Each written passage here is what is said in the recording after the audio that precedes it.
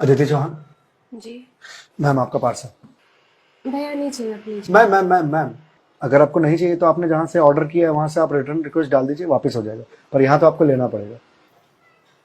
ठीक है दीजिए। मैम हाँ एक गिलास पानी मिलेगा? भैया आप कहीं और पी लो पानी प्लीज।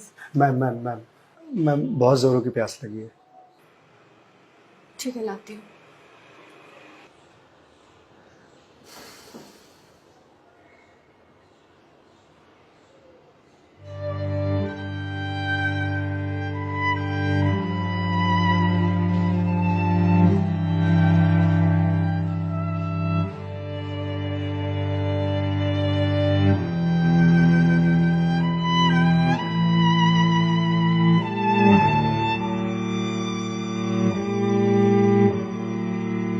लीजिए। लीजिए भैया देख क्या रहे हैं।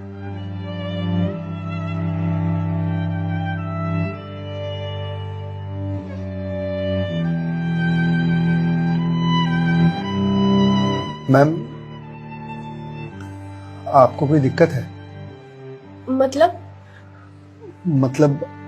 आप किसी परेशानी में हैं? भैया पानी पीकर ग्लास दीजिए आप। मैम छोटा मुंह बड़ी बात कह रहा हूँ, पर अगर आप किसी परेशानी में हैं तो आप मुझे बता सकती हैं। भैया आप पानी पीजिए, ज्यादा समाज से भी मत बनिए। मैम दुख बांटने से कम होता है। अच्छा और आपको किसने कहा कि मैं दुखी हूँ? मैम अगर आप दुखी नहीं हैं तो फिर वो फंदा क्यों लगा रखा है?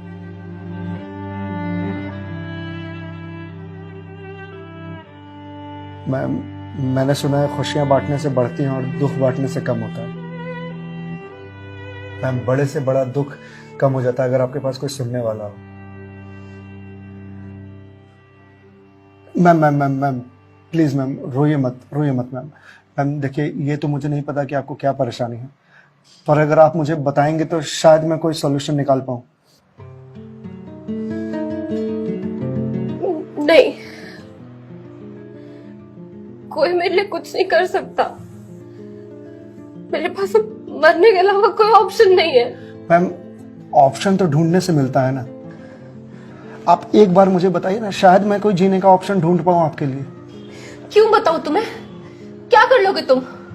मैंने बोला ना मेरी हेल्प कोई नहीं कर सकता है। मैम आप अगर मुझे नहीं बताएंगे तो मैं वैसे भी कुछ नहीं कर पाऊंगा, पर अगर आप मुझे बताएंगे तो शायद मैं कोई हल निकाल पाऊं। और अगर कोई हल नहीं निकला तो आप तो वैसे भी सुसाइड करने जा रही थी, तो जाने से पहले अपना दुख मुझे बताते जाइए प्लीज।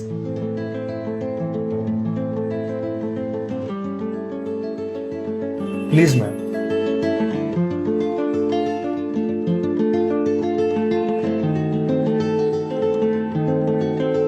मैं ईएमआईज़ के चक्कर में फंस चुकी हूँ। मतलब मैं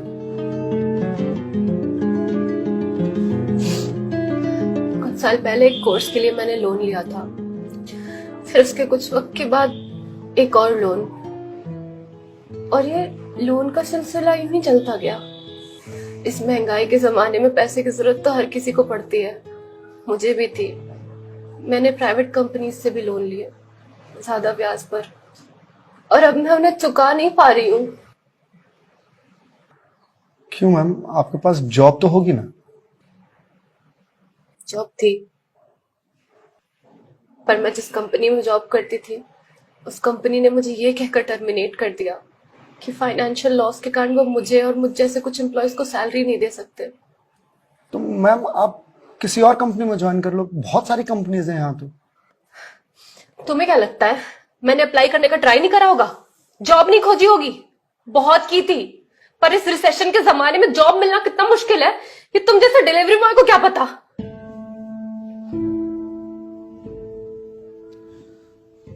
आई एम सॉरी मैम, शायद आप सही कह रही हैं, मुझे इस बारे में कोई जानकारी नहीं।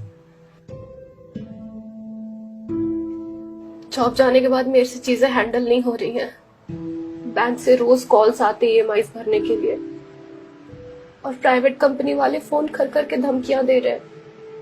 मैं इस लोन के जंजाल में फंसती चली जा रही हूँ, और अब मेरे पास सुसाइड के अलावा कोई और ऑप्शन नहीं है। मैम ऑप्शन क्यों नहीं है? आप ये बात अपने घर में बता सकती हैं, अपने पापा को बता सकती हैं।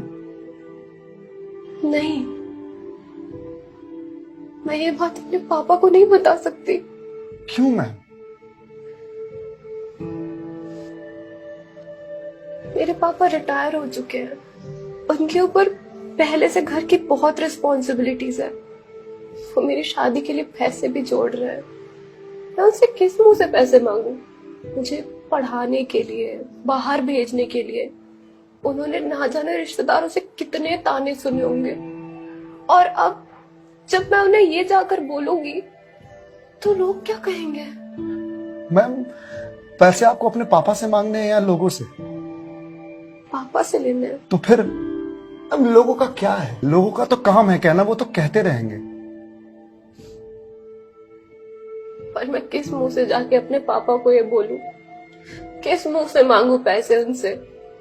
जिस उम्र में मुझे उनका बोझ उतारना चाहिए, सहारा बनना चाहिए, उस उम्र में मैं उन पे ही बोझ बनूं?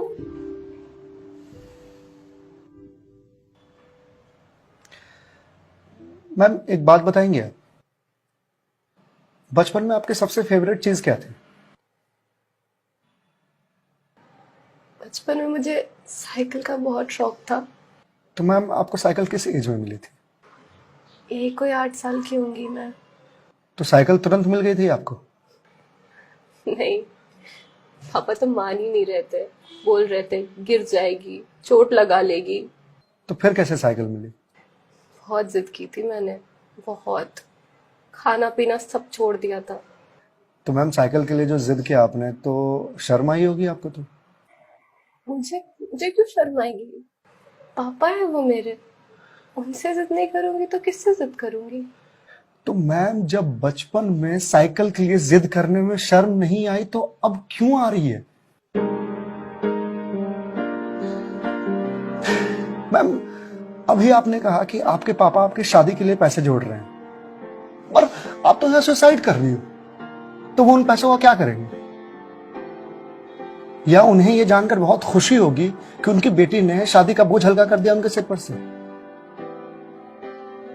मैम आपको मालूम है हमारे जनरेशन की दिक्कत यही है कि हम अपने आप को इतना बड़ा समझ लेते हैं कि हम अपने पेरेंट्स से ही अपनी बात छुपाने लगते हैं।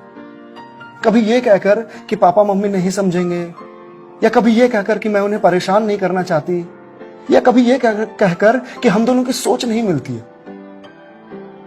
एक बार आप अपनी दिक्कत अगर अपने पेरेंट्स से शेयर कीजिएगा ना, तो आपको जीवन में फिर कभी सुसाइड करने की जरूरत नहीं पड़ेगी, या मेरे जैसे किसी अनजान से अपनी बात शेयर करने की जरूरत नहीं पड़ेगी। प्लीज मैम एक बार शेयर करके देखिए, उनसे बेहतर दोस्त इस दुनिया में कोई नहीं हो सकता। प्लीज मैम एक बार ट्राई कीजिए, प्लीज मैम।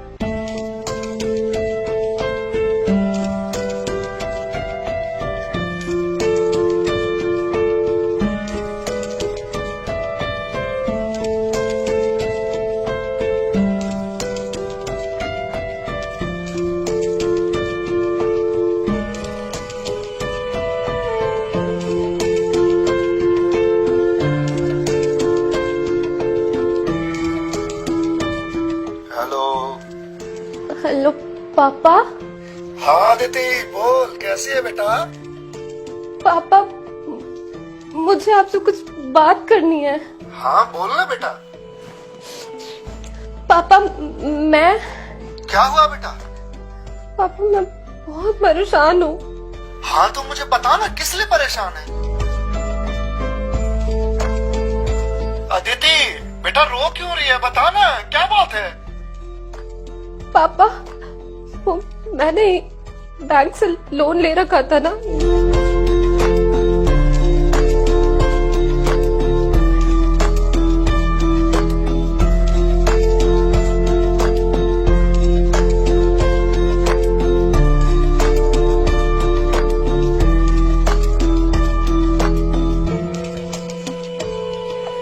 देख बेटा जो हो गया सो हो गया, तू चिंता मत कर, मैं हूं ना, अभी तेरा बाप जिंदा है, मैं काम करता हूँ, मैं कल ही तेरे पास आता हूँ, तो बिल्कुल भी चिंता मत कर। हाँ पापा, आप प्लीज आ जाइए। देखा मैं, आपके पापा आपके एक फोन पर यहाँ आने को तैयार हो गए और आप इतने दिनों से अकेले सफर कर रहे थे। मैम, मम्मी पापा से बढ़िया दोस्त कोई हो ही नहीं सकता। आप एक बार उन्हें दोस्त बना करके तो देखिए। आप सही कह रहे हैं भैया, मम्मी पापा से अच्छा दोस्त कोई नहीं हो सकता है। Thank you. It's okay ma'am, ये लीजिए क्लास। वंस अगेन भैया, thank you so much. It's okay ma'am, bye. Ma'am, जी मेरे पास आपके लिए कुछ है, यहीं रुकिएगा, मैं थोड़ी देर में आता हूँ।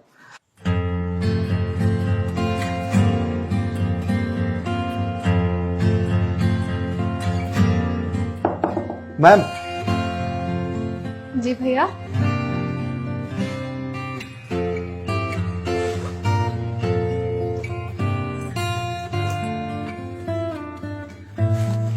मैम, ये आपके लिए। भगवत गीता? जी मैम। मैम, 2020 का साल मेरे लिए बहुत बुरा था। कोरोना में मेरी जॉब चली गई। पहले के कुछ महीने जो थे वो तो सेविंग्स से निकल गए, लेकिन उसके बाद के कुछ महीने बहुत ज़्यादा टफ था। मेरे ऊपर भी आपकी ही तरह बहुत सारे EMIs थे जो मैं पे नहीं कर पा रहा था, जिस वजह से मैं बहुत परेशान था और सुसाइड करने की सोचने लगा था। और एक दिन तो सुसाइड करने निकल भी गया था, लेकिन पापा ने मुझे पकड़ लिया। पहले तो बहुत डांटा,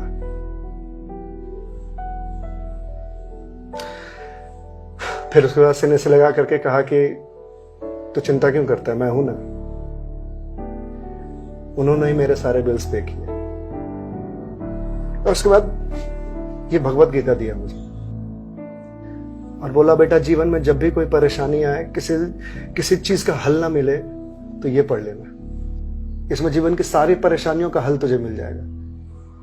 और मैम, वो दिन है और आज का दिन है। आज जिस कंपनी से मैं आपको डिलीवरी करने के लिए आया हूं वो मेरी ही कंपनी है। आपकी अपनी कंपनी है? जी मैम। कोरोना के बाद मैंने अपना स्टार्टअप शुरू कर दिया था जॉब जाने के बाद, क्योंकि जॉब मिल ही नहीं रही थी। तो अगर आपकी कंपनी है तो फिर ये डिलीवरीज आप क्यों कर रहे हैं? मैम, मुझे अच्छा लगता है अपना काम खुद करना, और शुरुआत तो मैंने अकेले से ही किया था ना। आज भी जब मन करता है तो निकल जाता हूँ डिलीवरी करने के लिए। और देखिए, आज तो निकलना मेरा सफल रहा, आपसे मुलाकात हो गई। और जो सीख मुझे भगवत गीता से मिली वो मुझे आपको देने का मौका मिला। मैम, वैसे तो बहुत सारी बातें हैं इसमें सीखने की, पर जो सबसे अच्छी बात मुझे लगती है वो ये कि जो समय है ना, ये कभी एक सा नहीं रहता। आज बुरा समय है तो कल अच्छा समय जरूर आएगा। आज अंधकार है तो कल सवेरा जरूर आएगा। इसलिए कभी भी अच्छे समय में इतराना नहीं चाहिए और बुरे समय में विचलित नहीं होना चाहिए। समय है, कट जाएगा। मैम, इस एक थॉट ने मेरी पूरी जिंदगी बदल दी। मैम, तो अब आप पढ़िए इसको, देखिए शायद आपको कुछ और मिल जाए। पर मैम, जो भी मिले उसे लोगों से शेयर जरूर कीजिएगा, क्योंकि कहते हैं ना, ज्ञान बांटने से बढ़ता है। Thank you.